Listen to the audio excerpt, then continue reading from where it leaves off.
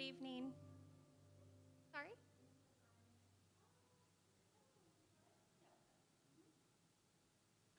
Well, good evening, everyone. Thank you all for coming. For those of you here and online, my name is Stephanie Moreno. I am one of the mortgage loan officers for Community Resource Credit Union, and we are here today to speak to you about home ownership.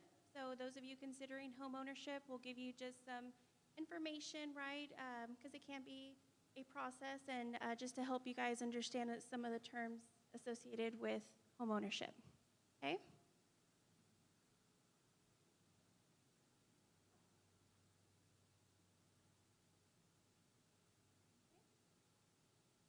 In this workshop, we will review the costs and responsibilities associated with home ownership.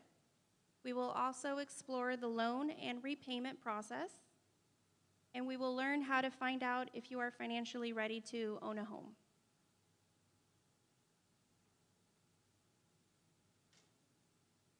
Of course, there are pros and cons for home ownership, right? It can be a little intimidating, so you definitely want to come into this knowing what your pros and cons are. We will talk about how your home is an asset. We will talk about how when you own a home, you will need to make payments towards a home. Number 3, you need to pay property taxes on a home. And number 4, you can remodel your home any way you'd like.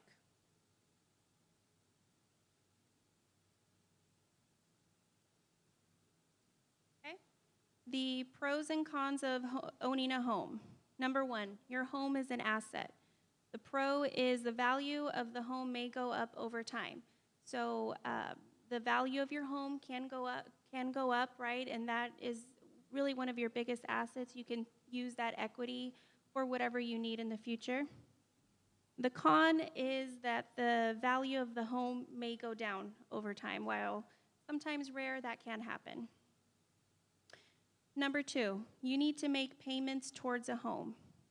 Pro is a portion of every monthly payment goes towards the principal and gets you closer to owning a valuable asset. Con, you need to make a down payment up front, and there may be many other home ownership costs.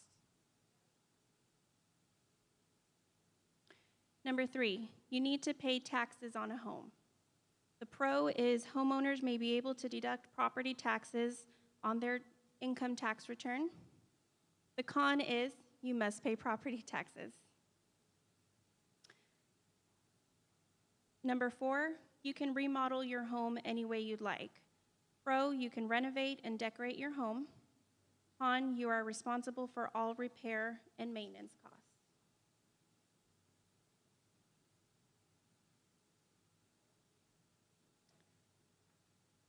And then, of course, any questions that y'all have, we can answer at the end of the presentation.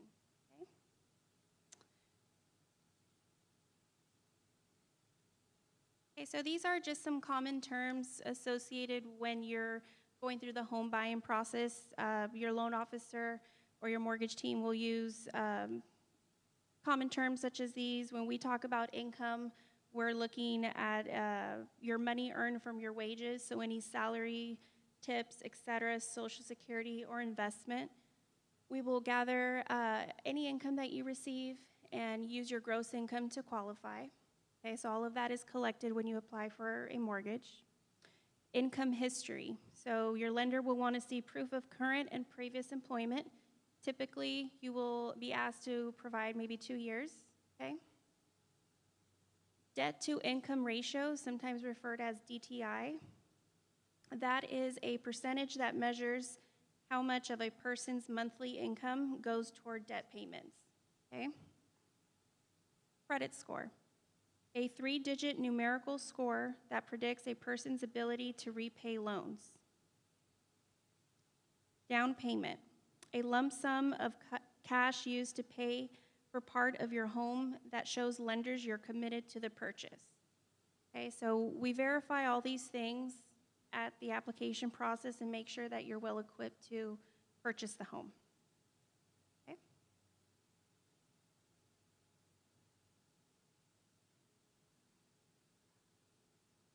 The 5 C's of credit. Capacity. your present and future ability to meet your payment obligations. So when we look at your credit, we look at to see what debts you have, what monthly payments to consider. All of that is considered at pre-approval to make sure that you have enough funds for the new mortgage and any existing debts you have. Okay, capital. These are going to be your assets, including cash, savings, and investments, property, etc., that you could sell quickly for cash. So any accounts that y'all have, retirement accounts, checking, savings, all of those are your capital assets. Collateral, property or assets offered to secure a loan. Okay, that can be maybe an investment property, something that we would hold a title to or put us as lien holder. Okay. Character, your history of delivering on commitments. That can sometimes refer back to your credit. So your credit is a good story of how you manage your finances, right? Are you making your monthly payments on time? Are you using your credit limits responsibly? Okay. Conditions, the purpose of the loan and any factors that might impact the loan or affect your ability to repay. Okay.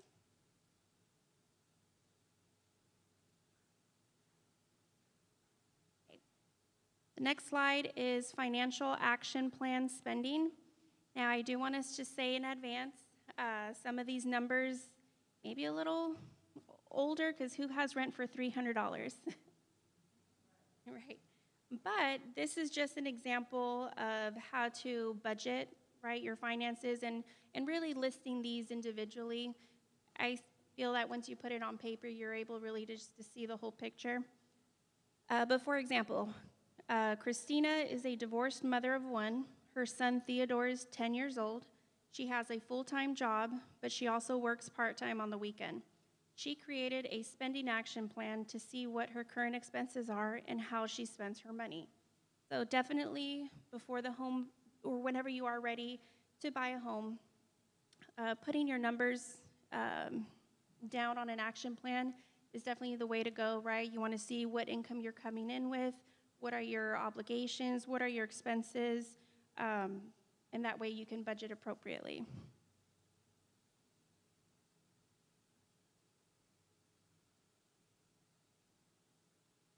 Okay, debt to income ratio. So here you see that we put Marta's monthly expenses, student loan payment $300, car payment $400, minimum credit card payments $200 a month, mortgage $800. Total is $1,700. So when you apply for a home, we are only going to go off of the debt that's on your credit, right? We don't consider like your car insurance or your light bill, things like that won't be on your credit.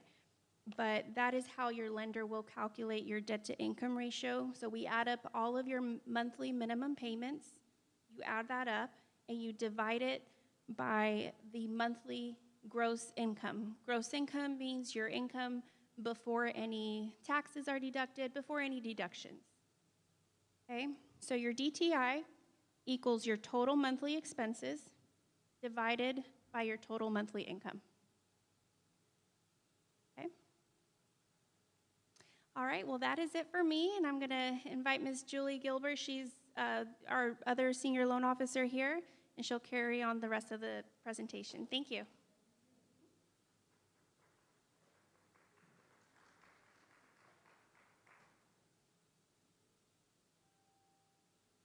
So I have the rest of the slides.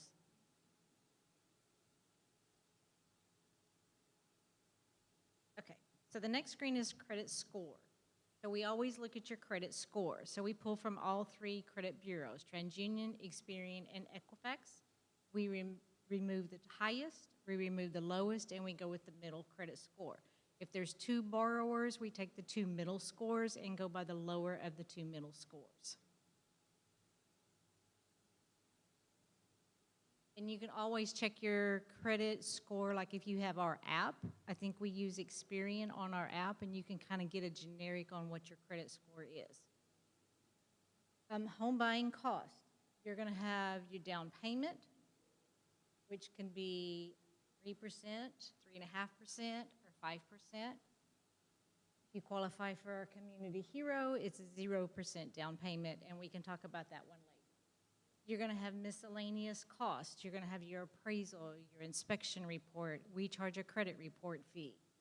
And then you're going to have your closing costs. So on a home purchase, you close at a title company. You have all the title company fees. You have your survey.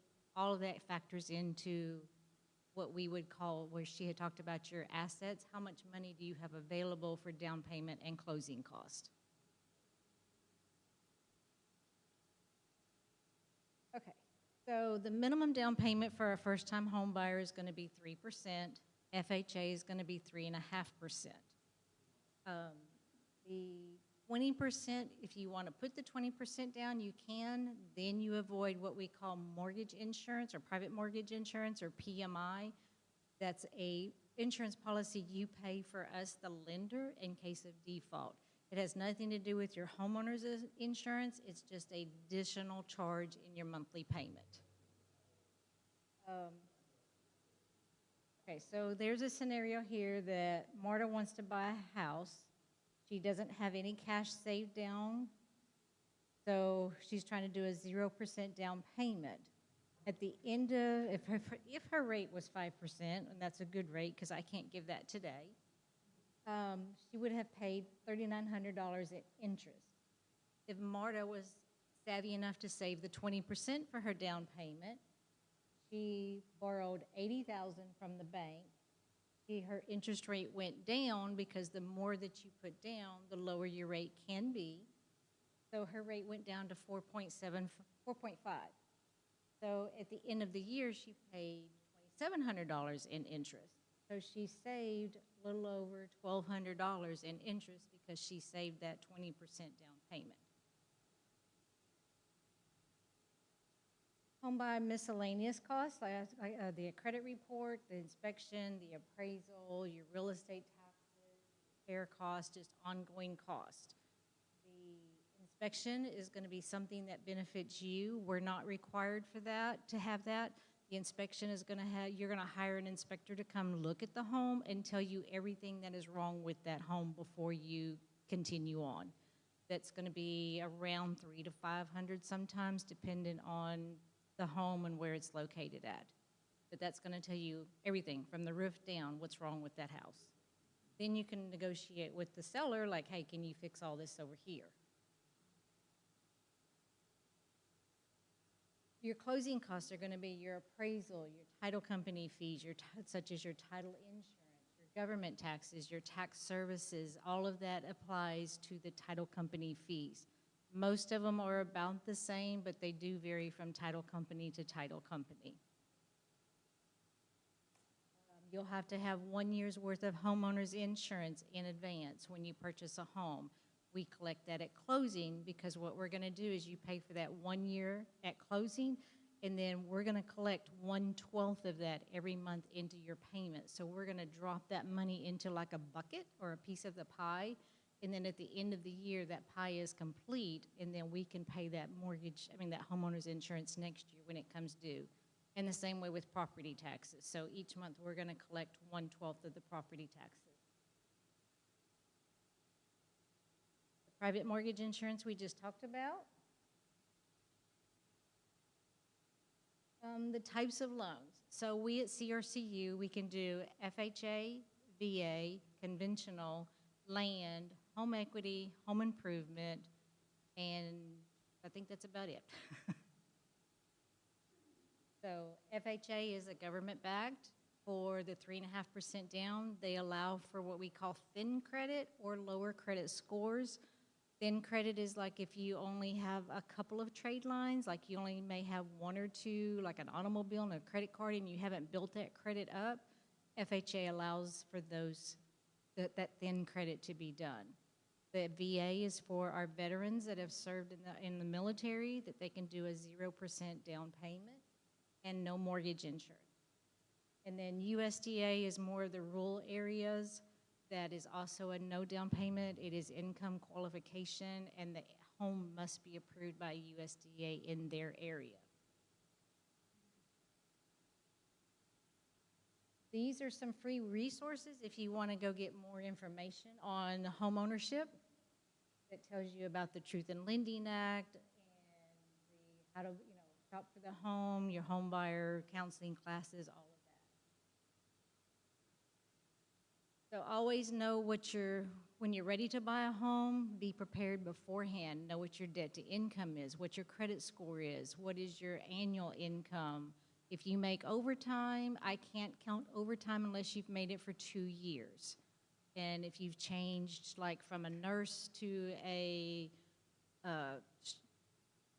teacher, and the teacher makes overtime, and you did it as a nurse, I can't count that because you have not done that for 2 years. Know the cost that's going into the home. Know what your homeowner's insurance is going to cost. Can you afford the taxes on the home? So be careful of where you search because different property taxes are different amounts in different areas.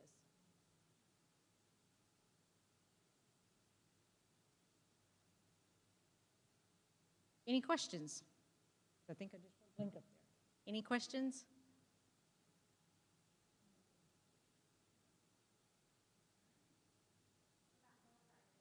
How about door prizes? We want to do door prizes?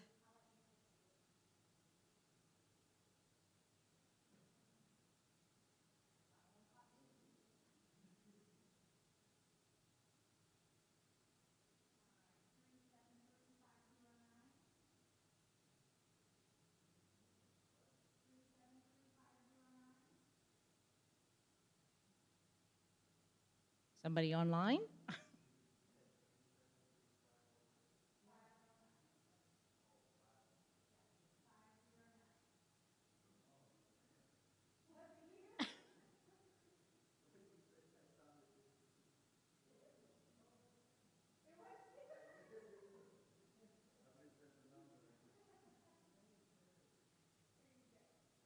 Yay!